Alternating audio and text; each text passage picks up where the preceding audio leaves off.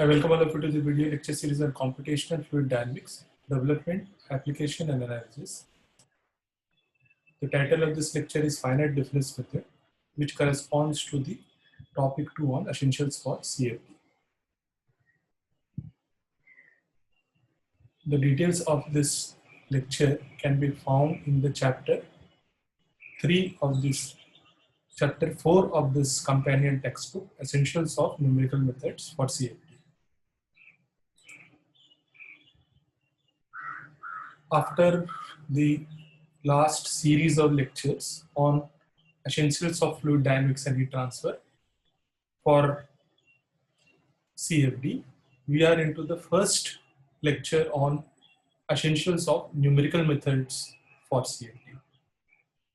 Whenever you want to learn CFD, in the previous lecture I had presented some essential concepts from fluid dynamics and heat transfer, and now I'm starting series of lecture on few essential concepts from numerical methods which are very essential to learn CFD.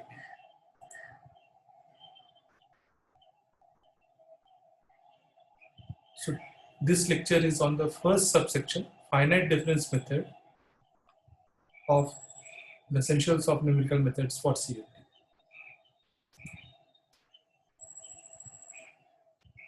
Before I go into the essentials of numerical method, I'll first start with the definition of a numerical method. As I had mentioned, that there are three methods of investigation: analytical method, numerical method, and experimental method.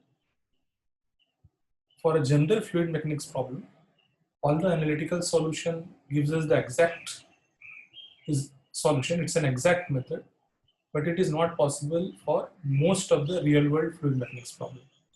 What is possible is either numerical method or experimental method.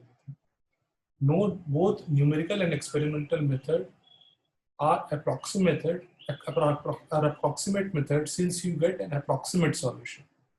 So numerical method is defined here as an approximate method for solving mathematical problems, taking into account the extent of possible errors. Now, since it's an approximate method, there are some errors associated with any numerical method or a computational method, such as CFD. These are the various types of error. I'll basically talk about two types of error. First, machine error, and second is discretization error. The machine error corresponds to whenever you work on a computer, it truncates the digits to certain decimal places. So there is a truncation error, round off error. If you have a very large number, then also there is an error of overflow and underflow when it's very small.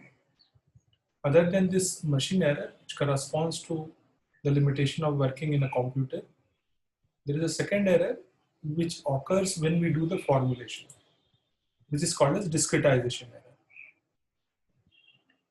It is whenever you solve an analytically in a fluid mechanics, you know that the governing differential equation is a partial set of partial differential equation. This discretization error is in analytical fluid dynamics, the governing equation is partial differential equation. In CFD, the governing equation is system of linear algebraic equation.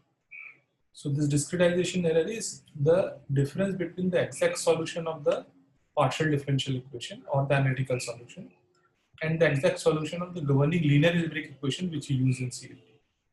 Note that these governing linear algebraic equations which we derive in CFD by finite difference or finite volume method, while deriving this governing linear algebraic equation, we use certain approximation.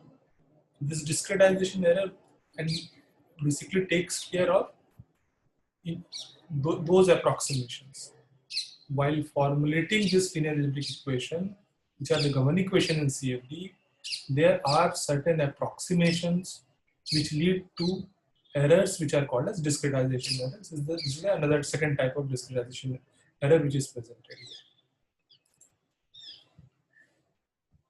Before I go into the essential of numerical method, this slide is basically borrowed from the previous lecture on introduction to CFD development, where I will highlight that there are 4 numerical methods which seems to be very essential if you want to learn CFD. So I had mentioned in previous topic on introduction to CFD development that the first step of CFD development is like pixel generation. The grid generation is like pixel generation. As I had mentioned, in CFD, basically we create a product which is like a virtual video camera by which we create fluid dynamic movies. So the first step of CFD development is like a pixel generation, which is also called as grid generation. And the second step is based on the number of pixel or number of grids. We have to use pen and paper and come up with a derivation of the governing equation in CFD, which is a system of linear algebraic equation. So this I'll call as algebraic formulation, although most of the book call as discretization method. So the second step is algebraic formulation, which in the early days of CFD was done by finite difference method. Most of the present CFD software do this discretization or algebraic formulation using finite volume method. This finite element method is more common in solid mechanics as compared to fluid mechanics. Now, when you do this algebraic formulation, this results in one linear algebraic equations for each grid points or each pixels. So you have a closed system of linear algebraic equation, number of pixels or grid point, you have that many number of linear algebraic equation with unknown such flow properties. However, in the previous lecture in introduction, I had mentioned that there are two types of points which I have shown by yellow circles and blue circles. Yellow circles I had shown, so while doing the grid generation, I had shown you the pixels or the grids are represented by certain circles. There were two types of circles, yellow circles which were located inside the domain, which I called as internal grid points. There were blue circles which were located at the boundary of the domain, which I call as boundary grid points. This lecture series is mainly on finite volume method. Most of the CFD software are what we call as based on finite volume method. What they do is that for yellow circles or internal grid points, they use finite volume method.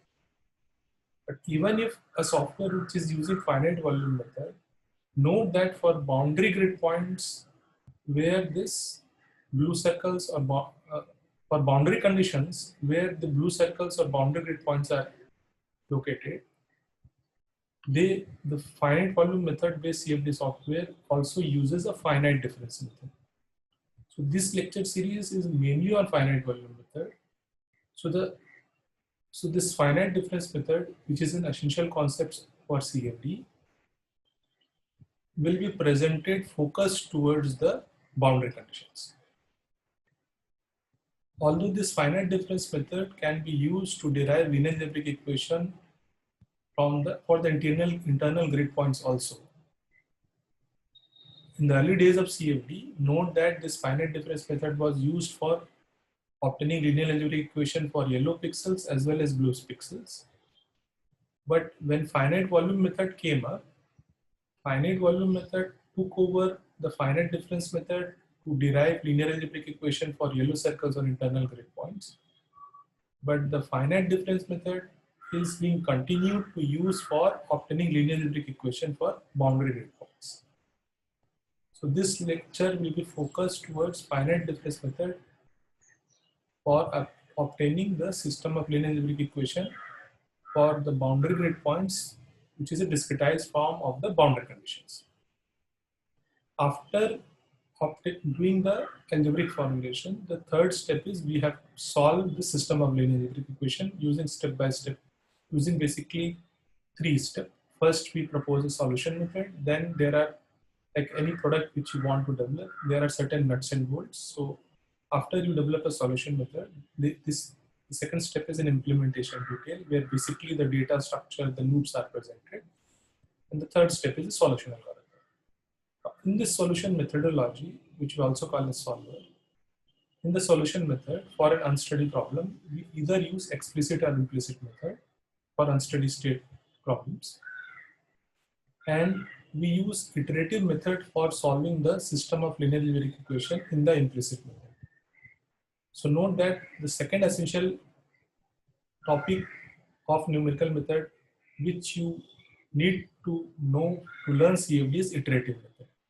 Finite differences method is one of the essentials. Iterative method is the second essentials. After you obtain the solution, in this step, you obtain solution for flow properties which give you scientifically exciting movies. But to generate the engineering relevant movie, you also need to calculate, like in a heat conduction problem, if you use this, you will get the data or solution for temperature, but not for the heat flux or rate of heat transfer. To solve a fluid mechanics problem, through this you will get the solution for velocities, pressure and temperature, but not the lift force, drag force. To calculate the engineering parameter, we have a separate step which is called as computation of engineering parameter, which we also called as post-processor. So using the value of the flow property at the boundary and the nearby yellow circles, locally we do numerical differentiation. Because we have a discrete data, we do not have a functional variation, so we cannot do analytical differentiation. We do locally numerical differentiation to calculate local values. Like in heat conduction, at the blue circles, first we calculate heat fluxes by doing numerical differentiation. And considering all the heat fluxes at the boundary, we do numerical integration to calculate the total rate of heat transfer or mean heat flux. So note that the engineering parameters are calculated in this, where the third essentials of numerical methods correspond to numerical differentiation and the fourth essential corresponds to numerical integration. So with this, in third step you obtain flow properties, in the fourth step you obtain the engineering parameters. So note that the essentials of numerical method consist of 4 different topics. Finite difference method, which is needed for discretizing or obtaining algebraic equation from the boundary conditions. So even if we use a finite volume method, this lecture series on finite volume method, so this finite difference method will be used only for obtaining linear algebraic equation for boundary breakpoints. Second is iterative method, third is numerical method, and numerical integration, and the fourth essential is numerical integration. These 4 essential topics of essentials of numerical methods leads to these 4 topics which are presented in the chapter 4 of the companion book. So the title of this 4th chapter is Essentials of Numerical Method for CFD. And note that as I showed in the previous slide, the 4 topics which are considered essentials are finite difference method, iterative solution of system of linear algebraic equation. This is needed in the second step of CFD development, algebraic formulation, and this iterative solution is needed in solution methodology. Numerical differentiation and numerical integrations are needed in the 4th step corresponding to computation of engineering parameters, also called as post-processor. In each of this topic, note that there is a separate subsection on applications to CFD corresponding to each of these numerical methods. While discussing the 4 different numerical methods which are essentials for learning CFD, I will mainly consider this model problem corresponding to 2-dimensional steady-state heat conduction with volumetric heat generation. And this is an example problem which I will commonly consider. Let us suppose this is a rectangular plate of length L1 and height L2, and the left wall is maintained at constant wall temperature, bottom wall is insulated, right wall is constant heat flux, and top wall is convective boundary condition. The initial condition is at time t is equals to 0, the plate is maintained at a constant temperature. Now corresponding to this problem, where let us suppose volumetric heat generation is 0, or it can also have a heat generation. So for a general case, this is the steady state heat conduction equation for two-dimensional Cartesian coordinate system with volumetric heat generation.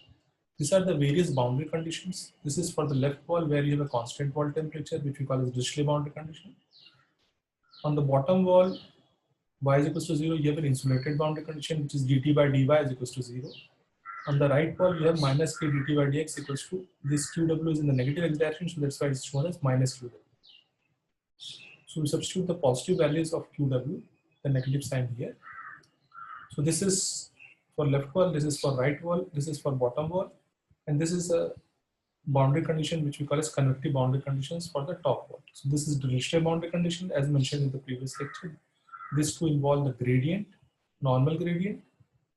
Normal gradient is 0 in this case. This is equals to constant. Normal gradient is constant. These are called as Neumann boundary condition. And this involves linear combination of the value of temperature and gradient called as Robin or mixed type of boundary condition. So for this heat conduction problem involving various type of thermal boundary conditions, I will be presenting the 4 methods which are essential to learn CFD.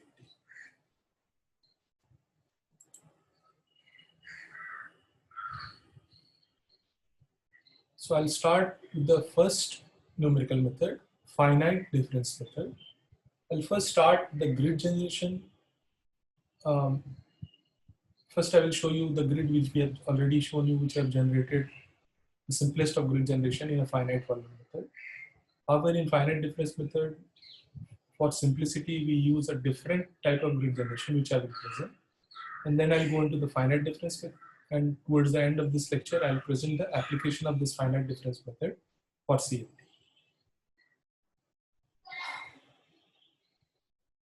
As I mentioned, that in this lecture, our focus is on using the finite difference method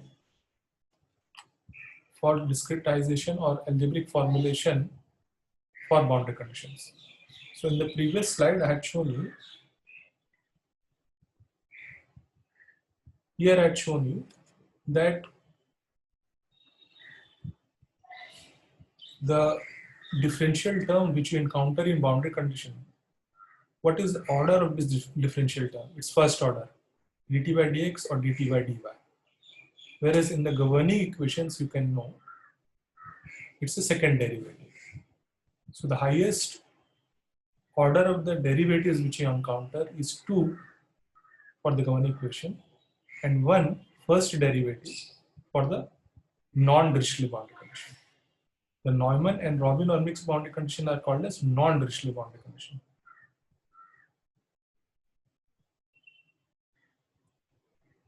The present finite difference method is focused towards differential to algebraic formulation for boundary conditions, since we are using finite volume method for discretizing for the internal gradient.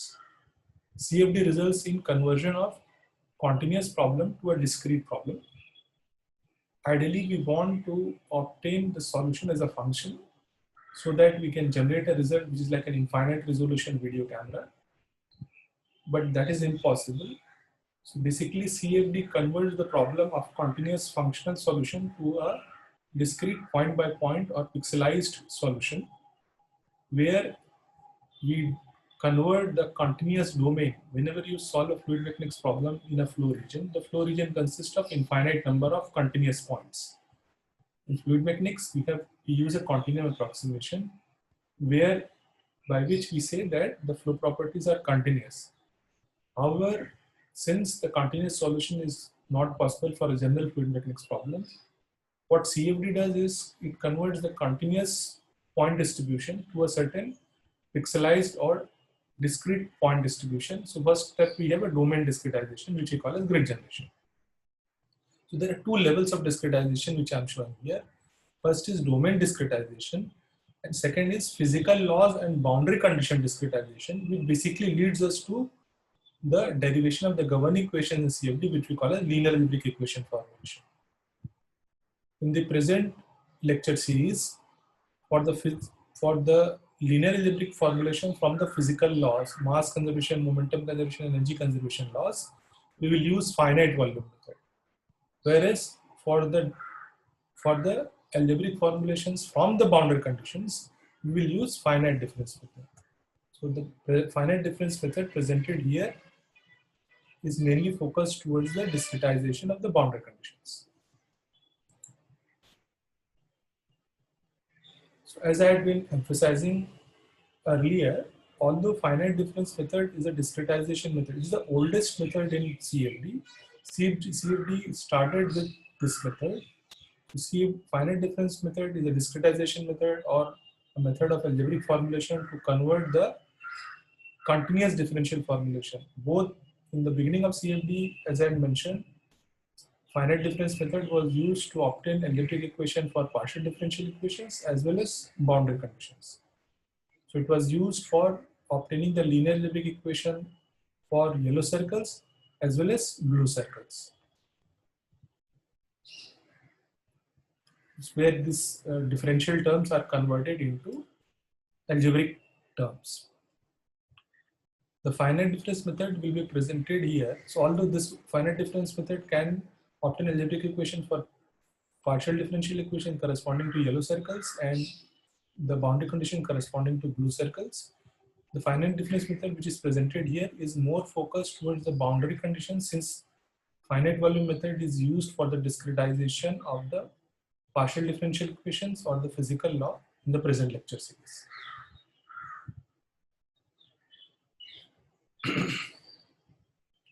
Now let us start with finite difference method. After the introduction of the finite method, let's start step by step. First step is the grid generation.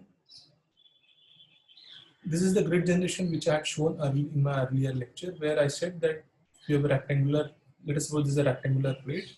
The simplest form of grid generation, as I had mentioned, is you draw equispaced vertical lines and equispaced horizontal lines. These are the vertical lines which are shown here, and these are the horizontal lines. And then you locate points at the centroid of the control volumes. Basically, you divide this region into 25 smaller regions, and you locate these yellow circles, 25 yellow circles at the centroid of the small control volumes, and you locate the blue circles at the boundary grid points. So this is the type of grid generation which we do in finite volume method. When we do this, what we realize is, if you take two consecutive circles, you realize that the distance between any two consecutive yellow circle is, note that this is the horizontal direction is x direction, vertical direction is y direction. And when we talk of control volume, we take the width of the control volume from, let us say, from here to here as delta x, and from here to here as delta y.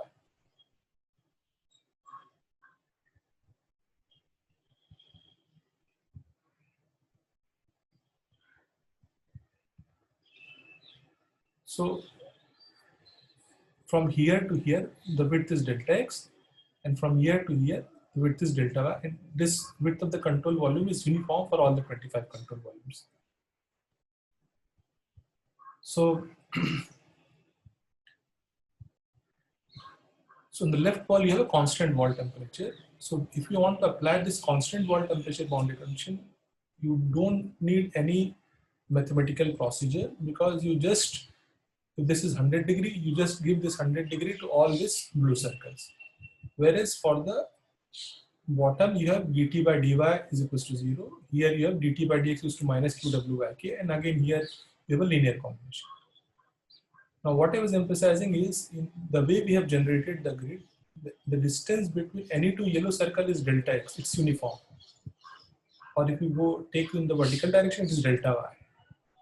Whereas if you consider the distance between a blue circle with an adjoining yellow circle, here it is not delta x, it is delta x by 2. Similarly, here if you take this distance is delta y by 2. So the way we have generated the grid in finite volume method, where we have located our internal grid points at the centroids of the control volume and boundary grid points at the boundary, we end up with situations that the distance between two adjoining yellow circle is either delta x or delta y, whereas the distance between a blue circle and adjoining yellow circle is either delta x by 2 or delta y by 2. For a finite difference method, a much easier this is avoided, where the grids are generated in such a way that the distance between not only yellow circles but a blue circle with yellow circle is also delta x and delta y, which I'll show in the next slide. Note that I had mentioned in my previous slide that these blue circles are boundary grid points and these are the running indices. I mentioned that we need to have an address for this pixels or points. We use a data structure which is a matrix to store the information corresponding to these pixels or grid points. So note that there are 7 circles in the x direction and 7 circles in the y direction. So this I and j are corresponding to the what we call as running indices, which acts like an address, which gives you the row number and the column number corresponding to the matrix which is used as data structure to store the information corresponding to this grid points or pixels. So the blue circles are corresponding to the boundary grid points. The yellow circles are internal grid points. Now here again there is a difference. You will see the yellow circle, there are certain yellow circles which have a thicker boundary. And these yellow circles, you can clearly see that the black border of this yellow circle is much thicker as compared to this. Now this yellow circle I will call as border yellow circle, because it is very close to the boundary. One of the nearest neighbor is blue circle. Any yellow circle whose nearest adjoining neighbor is a blue circle is called as border circles. So all these are border circles. Why I am emphasizing this border circle is because these border circles are involved in when we derive linear algebraic equation for the boundary condition. Just to give you an idea, in the bottom wall we have dt by dy is equals to 0. Now when we do, let us say, first order discretization, we write the, let us say, temperature here is equals to temperature here. Okay, so we express the boundary value as a function of border value. Similarly, dt by dx, when we calculate here, so this gray region which I am showing you is like a stencil, what we call as computational stencil, which gives you a pictorial representation of the linear algebraic equation which you obtained. As I mentioned, to convert dt by dy is equals to 0 into an algebraic equation, the simplest idea which you can is temperature here is equals to temperature here. So these 2 points are involved in our formula. So that's why they are shown by this gray region which is called as computational stencil. Similarly, for dt by dx, this is the computational stencil. Here, to calculate the convective boundary condition, dt by dy is involved. So this is a computational stencil. So this is the computational stencil and the point distribution in a finite volume method. Whereas in a finite difference method, which is the topic of this lecture, you notice that here the gray regions correspond to, now the grid point here in finite difference method, you can see they are not, yellow circles are not located, or circles are not located at the centroids of the control volume, but they are located at the intersection of the vertical and horizontal lines. Okay, so you can see this is the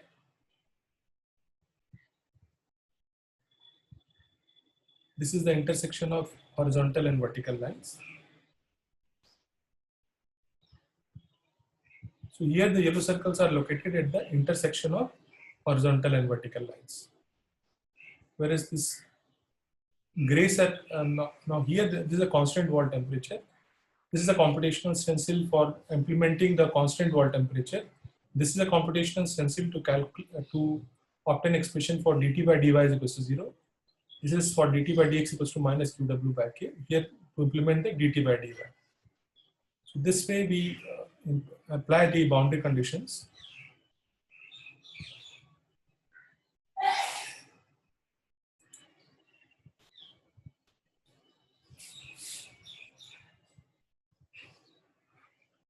So this is the grid point distribution for the finite difference method.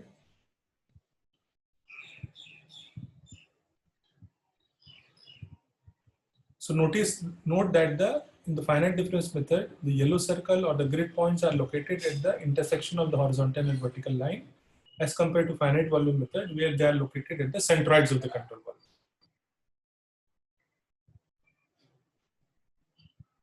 Here again, notice the boundary grid points are shown by blue circle and the internal grid points are shown by yellow circle. Here again, the yellow circle with a thicker boundary is corresponding to the border grid points. And these are the computational stencil as shown in the previous slide for finite volume. Now let us continue with the after the grid generation, where I've introduced the grid generation for finite volume and finite difference method.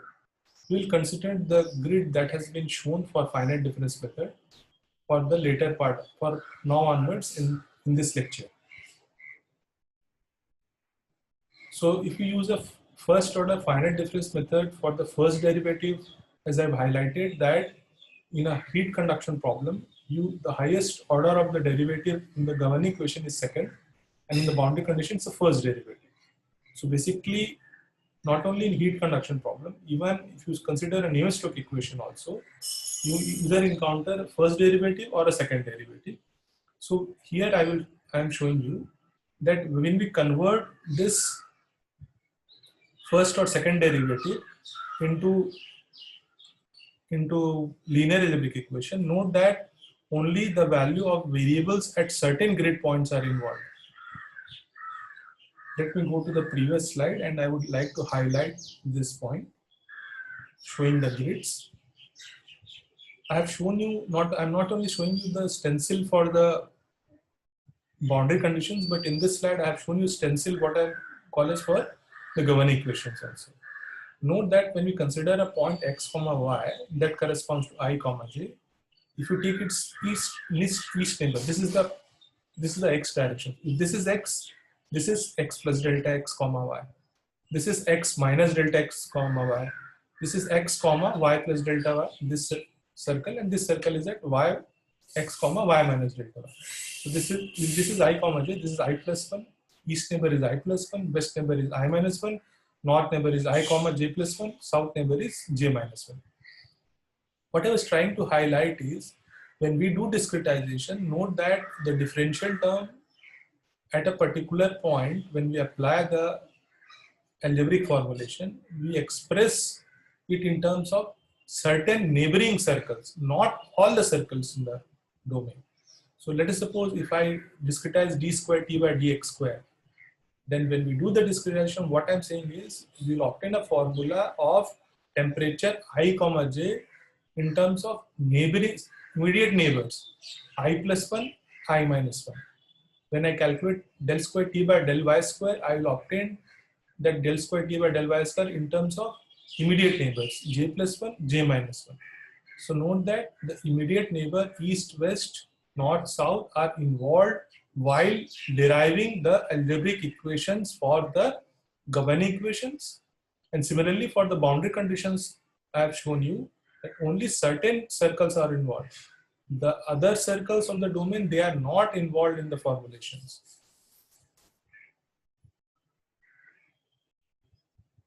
So as shown here,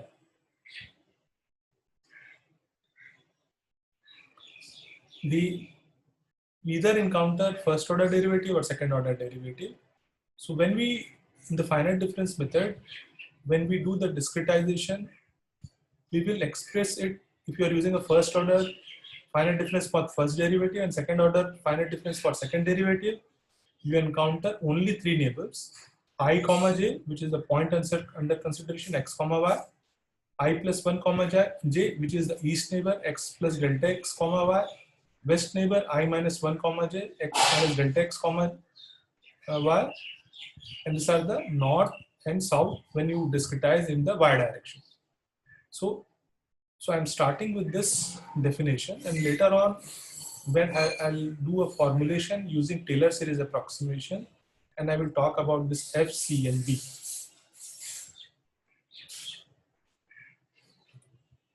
So note that the formulation of the finite difference method is based on Taylor series approximation.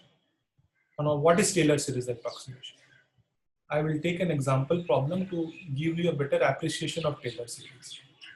What a Taylor series does is, let us suppose you have a variable which could be temperature, velocity, pressure. I'm just denoting it as a general variable phi. Let us suppose you know its value at x and you are interested in determining its value at x plus delta x. Right now I am showing you for x, but it could be either at y, and you are interested in determining at y plus delta y. Right now I'm showing for one dimensional, later on I'll show it extended to two dimensional also.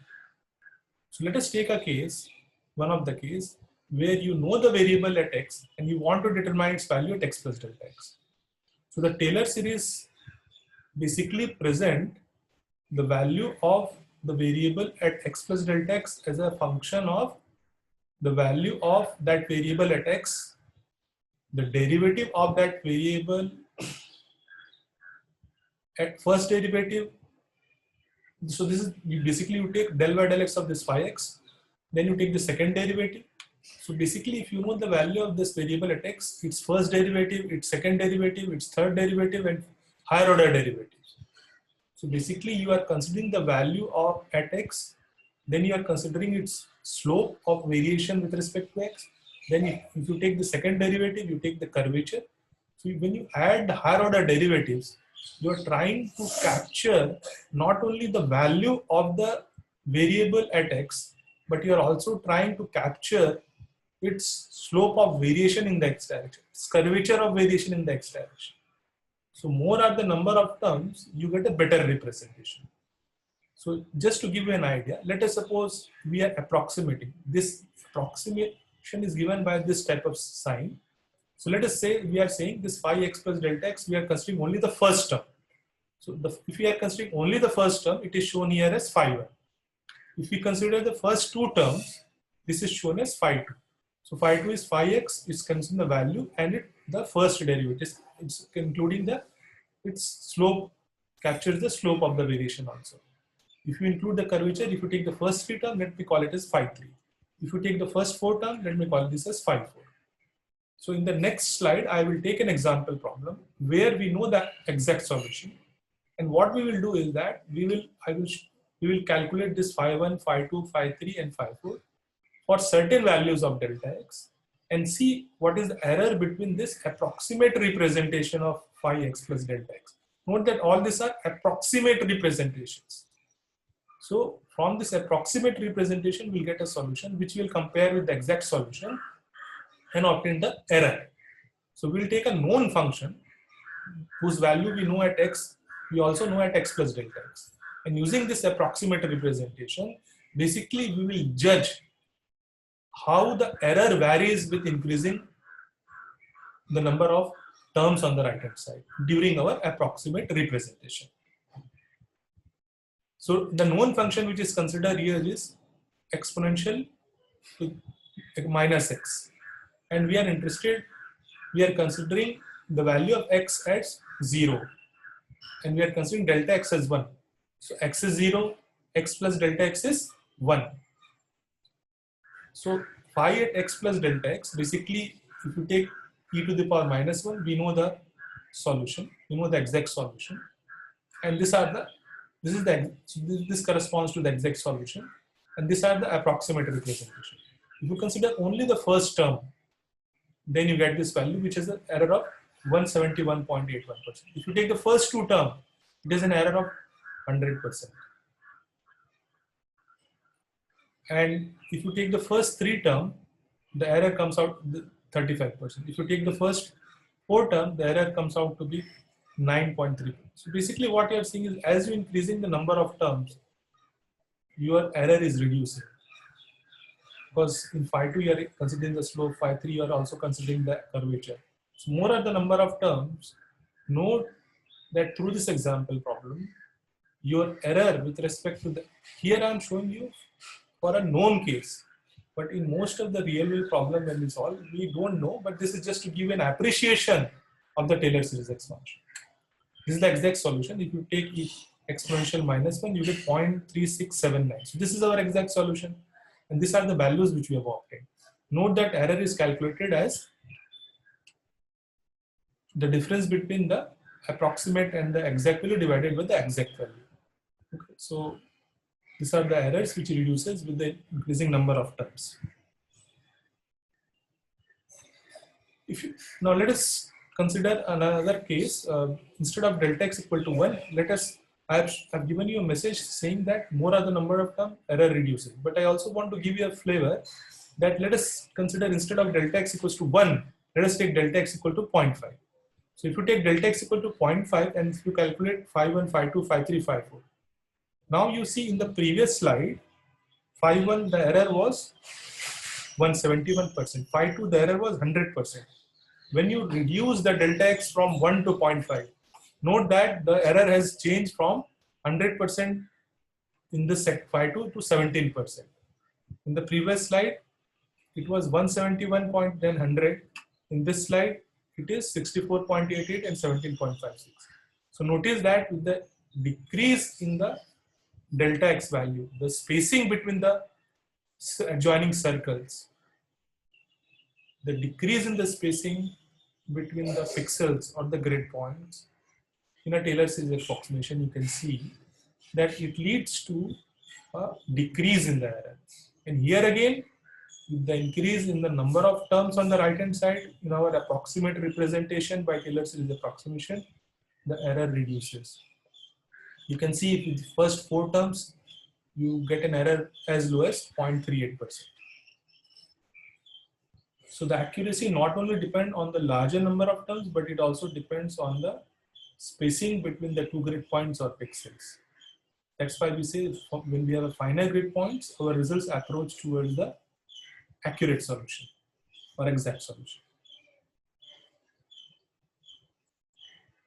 This is a figure corresponding to figure 4.3 of the companion textbook, where I'm basically demonstrating what is shown through this black line is the exact solution, okay, which is for the exponential to minus x, where x is varying in this direction, and this is the function phi x e to the power minus x. So the exact solution is shown through this black line. Now, when we have taken delta x equals to 1, and when we have considered the value, so when you take the first term, basically you are taking the value at x equals to 0. So this is phi 1 for in both the cases. These are the phi 1, phi 2, phi 3, phi 4 which we have calculated for delta x equal to 1.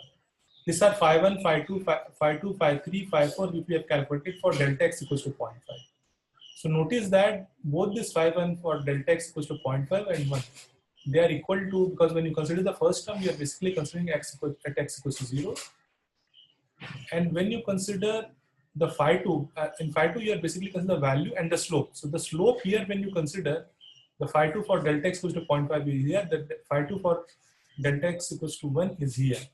Note that the error, which is the difference between the exact solution, the gap here is smaller as compared to at delta x equal to 1. Other than the slope, if you also consider the curvature, then you get phi 3 for delta x1 and this is the phi 3 for delta x equals to 0.5. This here the error is much smaller as compared to here. When you consider the first 4 terms, you can see that this is almost overlapping over the exact solution. So what I had shown in the previous slides, couple of slides, I am presenting it with a figure in this slide, where this delta x1 is 1 and delta x2 is 0.5 as shown in the previous 2 slides.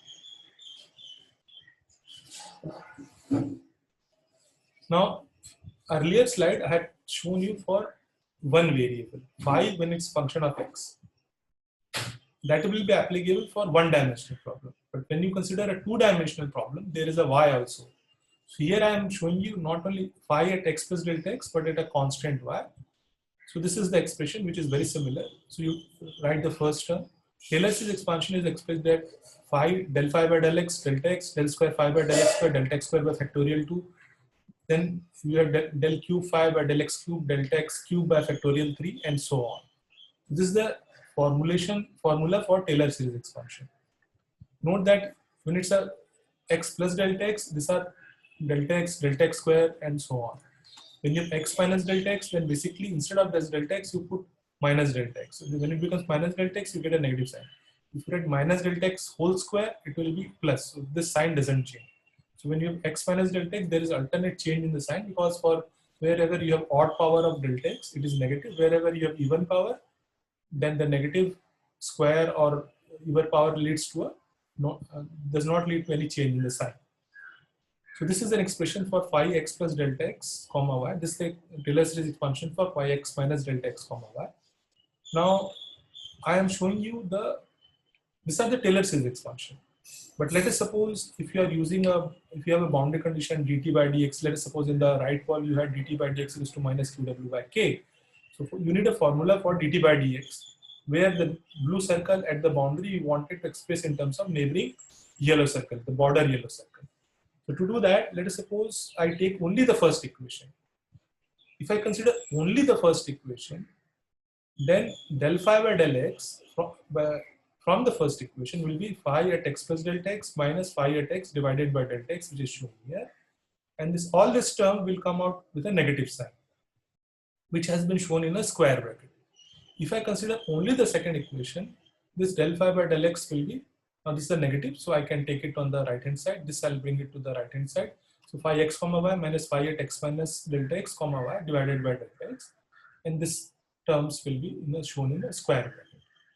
So when I consider only one equation, note that in this square bracket, the lowest power of delta x is delta x. Delta x to the power 1. The lowest power is 1.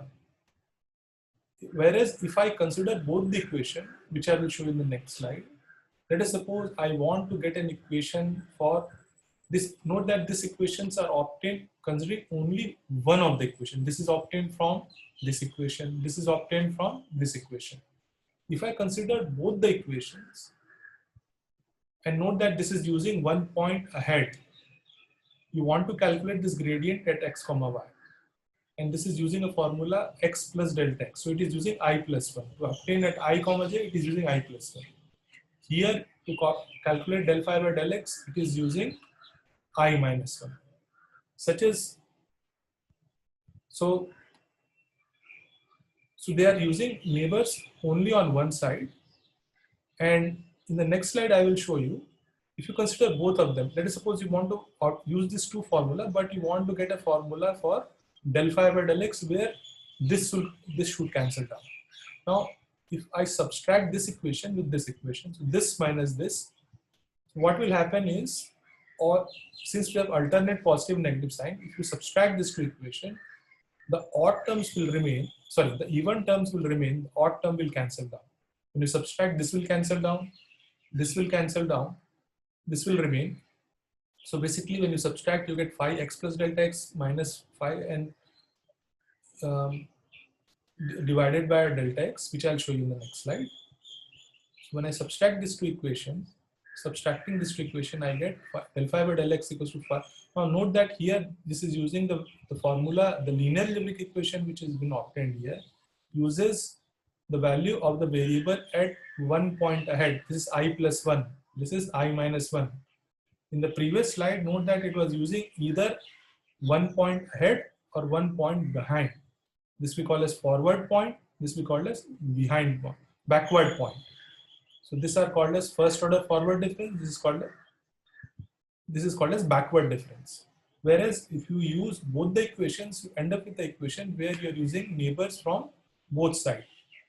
I plus 1, which is east, I minus 1, which is west neighbor.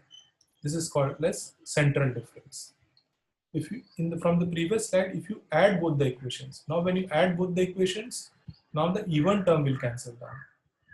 Now if this is first derivative is cancelling, so you can get algebraic equation for second derivative, which you can use it for like dt square by dx square in 2D steady state heat conduction in Cartesian coordinate system. So if you add these two equations, you get phi x plus delta x plus phi x minus delta x. Now this will come to the other side, so it will be minus of 2 phi x comma y as shown here. So this is phi at x plus delta x minus 2 phi x comma y plus phi x minus delta x comma y. So this is called a central difference scheme, which detail I will show in the next slide. I would like you to notice that when we are using two equations inside this square bracket, the lowest power of delta x is 2. Whereas in the earlier slide, when you were using only one of the equation, the lowest power of delta x in this square bracket, which we call as truncated terms, I'll show in the next slide, is 1. This power is important. I will highlight in the later slides.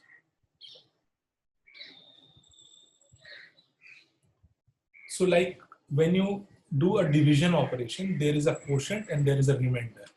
So similarly, here what we do is, whenever we use Taylor series approximation, we represent this, the linear algebraic formulation which we've obtained as quotient, finite difference quotient. And the term which is shown in the previous slide in square bracket is called as truncation error. What we do is that we neglect this term, and the order of this finite difference quotient based representation is decided by the lowest power of the truncated term. The lowest, when I say lowest power, inside this square bracket, you see what is the lowest power of delta x. Actually, this is delta x, this is delta square, and the next term will be delta x cube. So the lowest power is delta x to the power 1. So that's why this is called as first order forward difference.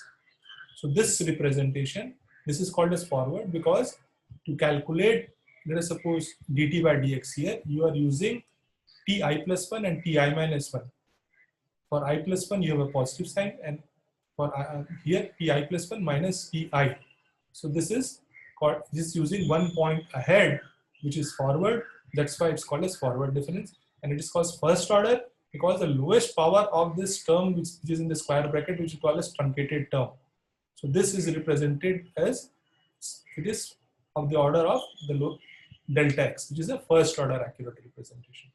This is a forward difference representation or approximate representation. This is not an exact representation because we are neglecting certain terms in this formulation. So this will not give us the exact solution. It will give us an approximate solution in any numerical, as I had started in my first lecture saying that numerical method is an approximate method. The reason it's approximate, one of the reason is that in our formulation we are neglecting certain terms. However, we take this delta x small enough so that the error reduces with the further refinements, and we always do, we take the grid size spacing such that we get an accurate solution. So this was about the first order forward difference, where we have used the first equation. If you use the second equation I had mentioned, then you get a formula where you get, so where you get a formula dt by dx which involve 1 point behind. Now let me explain you when you will need to use this type of formula and when you will use, like if you are applying dt by dx, let us suppose dt by dx is equals to 0. If you have a heat conduction problem where your left wall is insulated, so this will be your blue circle and you have neighbor only on the right side of the left wall. When you consider a heat conduction problem, 2D heat conduction, then if you are using dt by dx on the left wall, then the point I, blue circle will be here and the neighboring border yellow circle will be here.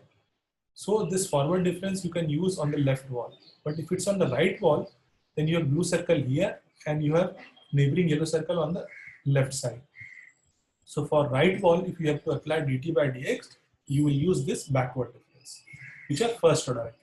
Later on, I will show you that we can also derive a second order accurate, higher order representation of this first derivatives. If you consider, I had shown you both the equations, you end up with two neighbors. So what you are basically seeing is to obtain higher order accurate representation, you are doing some algebraic manipulation, and finally, when you increase the number of equations, your order of accuracy of the finite difference quotient based representation increases. When you used one equation, you had first order. Now, when you use two equations which are shown, if you subtract those two equations which are shown in the earlier slides, in the square bracket, now you start seeing the powers of delta x as 2, 4, 6, 8, and so on. And the lowest power now is 2. So that's what we call it as a second order accurate representation. So note that in this case, you are using the value of this phi 1 point ahead, 1 point behind. So that's why this is called a central difference. And since it's a second order accurate, it's a second order central difference of the first derivative. First derivative in conduction you encounter in the Neumann or non-restricted boundary condition, Neumann or Robin type of boundary condition. Whereas for the Governing equation, you have the second derivative. For second derivative, I mentioned that you subtract those two equations and you end up with this equation, and the square bracket again, the lowest power is delta x. The lowest power is 2, so it's a second order accurate representation. This is the second order central difference for the second derivative.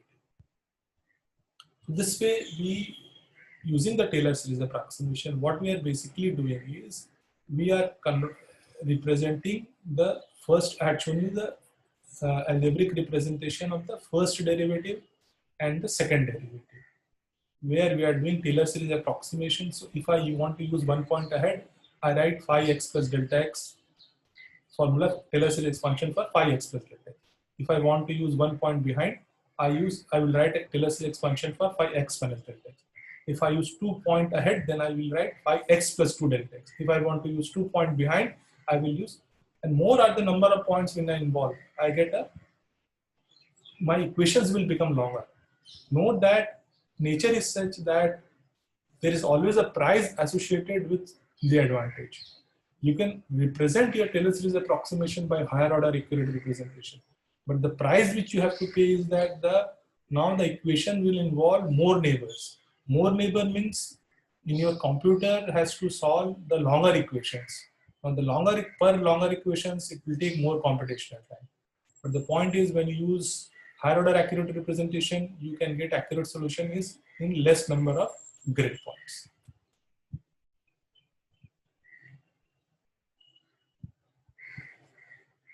I have shown you the first order representation of the first derivative, one-sided differencing. Now, because as I said, whenever you apply the boundary conditions, the blue circle in any wall has yellow circle only on one side, not on both sides, because it is at the boundary. So del phi by del x, which could be del t by del x or velocity gradients or pressure gradients, we have to do differencing which is called as one-sided difference.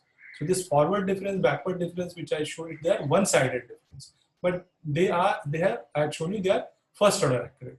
Now this slide shows you that if you want to obtain a second order accurate representation, like dt by dx, you want, because if you use only temperature at x plus delta x, only the east neighbor, you get a first order accurate representation.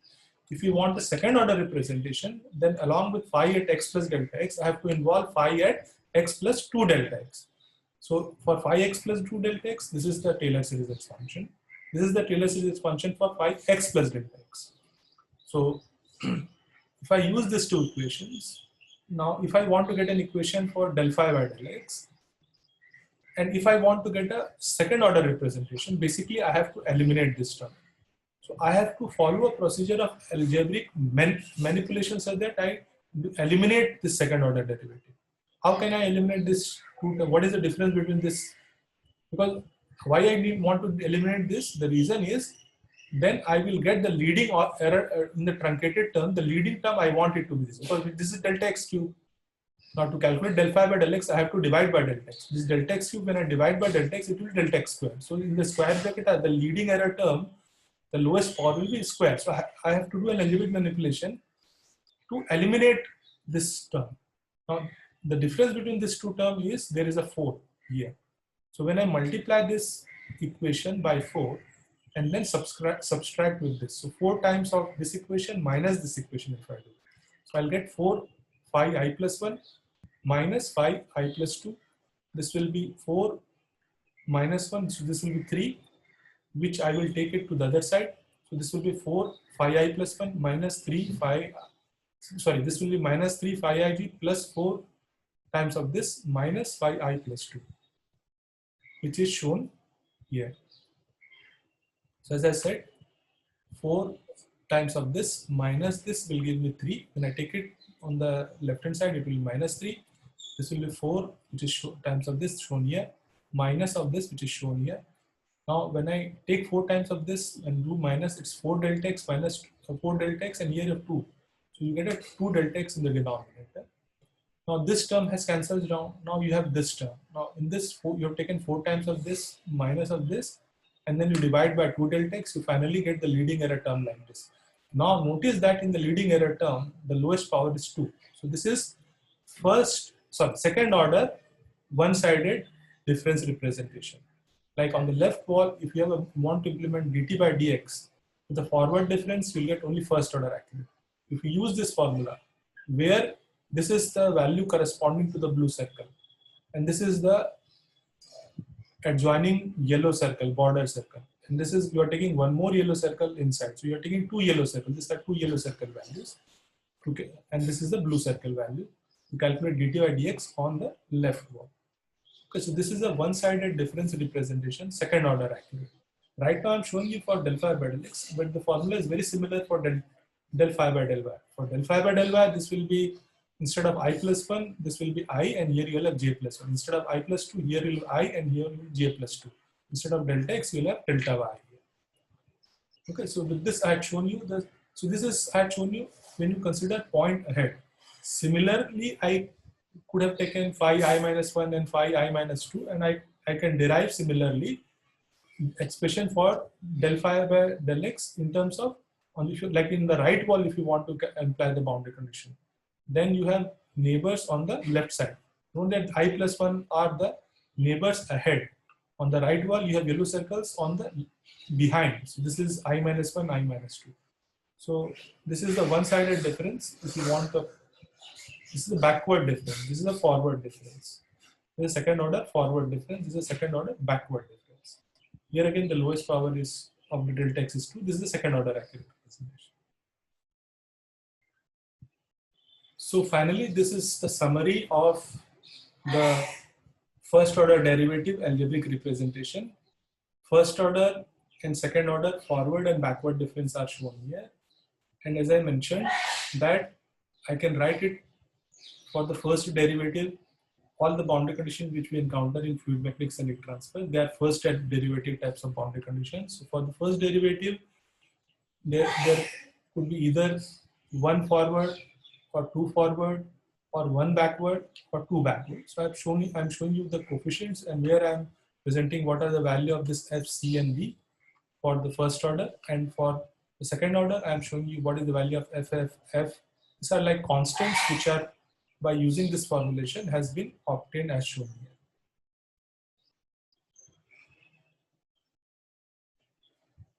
So this gives you the complete picture of the formulation which I have shown. This is for first order forward difference.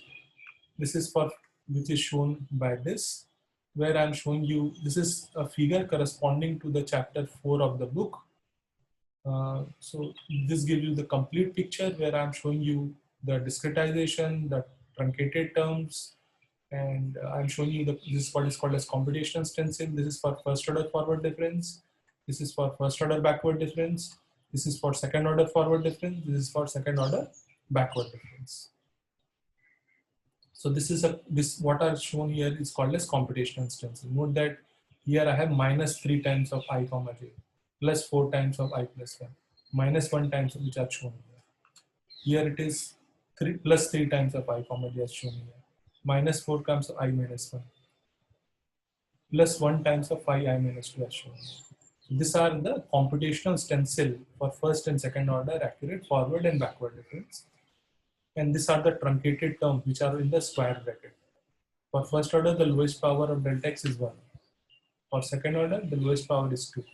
And these are the finite difference quotient or the finite difference equation which we use. Finally, this is again another way of representing these coefficients in a tabular form, which is again table 4.1 of the companion book on the chapter in chapter 4. So you can get more details regarding what I had discussed here only for the first derivative, but in the book I had presented the details for the I have presented here the second derivative, only second order accurate, not the fourth order accurate. The details are given in the book, but the final coefficients are shown in this table. So you realize that when you consider more number of points, you get a higher order accurate representation. But as I had indicated earlier, that nature is such that there is always a price associated with certain advantage which you achieve. So by taking more number of neighbors, the advantage is, since you are getting more accurate solution, you can use less number of grid points or pixel to obtain almost same accuracy. Like if you are getting an accuracy on a 100 by 100 grid, with a higher order scheme, you can get same accuracy on a 20 by 20 grid. But the issue is when you use a higher order scheme, even if you have 20 by 20 grids, as compared to 100 by 100 on a lower order accurate scheme. Each grid point computation on higher order scheme requires more computational time. As I mentioned that in higher order scheme, your equation involves more neighbors. So when your formula is longer, computational time increases. So the disadvantage of higher order scheme is by requiring more neighboring grid points result in more computational time for each grid point computation. However, so since there is an advantage and disadvantage, one can keep exploring and there is no end to it. But in most of the CFD problem, what has been mostly agreed on is second order accuracy has been accepted in vast majority of CFD applications. Finally, after presenting the finite difference method in detail, note that in finite difference method, I had shown you the first order as well as second order forward and backward difference, which we use while discretizing the boundary conditions in the finite volume method basically. I'd also shown you second order central difference representation of second derivative, which is used for discretizing the or obtaining the algebraic formulation for the second order derivative terms in the heat conduction or fluid mechanics problem. So that was about the finite difference method, and I had also given you a better appreciation of Taylor series by taking some example problem where I've taken an exponential function and shown you that when you take the larger number of terms of the Taylor series, you get a more accurate solution. Secondly, if you take a smaller spacing between the points, then also you get a more accurate solution. Finally, I'll show you the application of this finite difference method. As I mentioned that this is the oldest method in CFD. So in the early days, this was used for obtaining linear algebraic equation for the governing equation as well as for the boundary condition. So for the governing equation, if you consider steady state heat conduction, d square T by dx square by second order central difference, which I shown in the previous slide. This is represented by this formula. This is expressed by, note that here the terms which are in the bracket, we are neglecting completely. So that's why this leads to an error which is called as discretization error. The exact solution of this linear algebraic equation and the exact solution of the exact solution of this partial differential equation and the exact solution of this linear algebraic equation. The difference between the two is called as discretization error. So this is an algebraic representation using finite difference method where you're using second order central difference scheme for the d square T by dx square and d square T by dy square. So this is an algebraic formulation by finite difference method for 2D steady state heat conduction with volumetric heat generation. So this was about the governing equations. This is the boundary conditions which are left wall constant wall temperature, bottom wall insulated, right wall constant heat flux, and top wall convective boundary conditions. So this is so on the left wall you have constant wall temperature, so you don't need any finite difference method, you can write it directly. But when you have a insulated constant heat flux and convective boundary condition, these are called as non-Dirichlet boundary conditions, and in this case you obtain first derivative. Now this first derivative on the bottom wall, as I mentioned, to obtain dt by dy, blue circle has yellow circle only above, not below. And above means it has point ahead, which is j plus 1. So here you will use forward difference. Whereas when you use dt by dy for convective boundary condition, the blue circle has yellow circle below, not above. So you use backward difference here. So to calculate dt by dy for insulated boundary condition, you use forward difference. To calculate dt by dy algebraically, to represent dt by dy algebraically at the top wall, you use backward difference.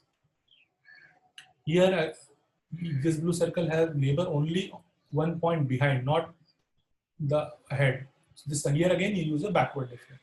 So if you use a first order backward difference, you get a expression for temperature of the blue circle. Note that Ti max is this. The temperature of blue circle is a function of border circle. I max minus 1 is a border circle. Here again, when you use dt by dy is equals to 0, what you are using is temperature of this blue circle is equals to temperature of this yellow circle, which is a border circle. So you are equating these two temperatures. This is the first order. Note that here I am representing the first order based algebraic equations. Whenever we write algebraic equation from boundary conditions, we end up with an expression where graphically I can represent that we get a formula where the blue circle is function of certain neighboring yellow circle. If you are using first order accurate finite difference schemes, then the blue circle will be function of one neighboring yellow circle. If you are using second order scheme, then it will be function of two neighboring yellow circle. If you are using the third order, then it will function of three neighboring yellow circles. So by using first order forward and backward scheme, these are the discretized or algebraic formulations for boundary conditions. Before I end, I'll again emphasize that in the previous slide, this slide I had shown you the algebraic formulation by finite difference method for governing equation, and in this slide I am showing you for boundary conditions. So in the early days of CFD, the finite difference was used for governing equations as well as boundary conditions. Governing equation means yellow circle, boundary conditions means for blue circle. Whereas when finite volume method came, which is used in most of the present day CFD, the algebraic formulation, when we say finite volume method, then we don't do by this finite difference method. This lecture series is on finite volume method. So later on in the course, I will use finite volume method to derive the linear algebraic equation for yellow circles. And in this lecture, the focus is on deriving, because even if when we use finite volume method for the boundary condition, we still use finite difference method. So even if finite volume method has come, it has not replaced finite difference method. Finite difference method is being continued to be used for obtaining algebraic equation for boundary condition. Keep this in mind. Even if you are using even if there is a CFD software based on finite volume method, they have to borrow finite difference method to discretize or obtain algebraic equation for the first derivatives in the boundary conditions.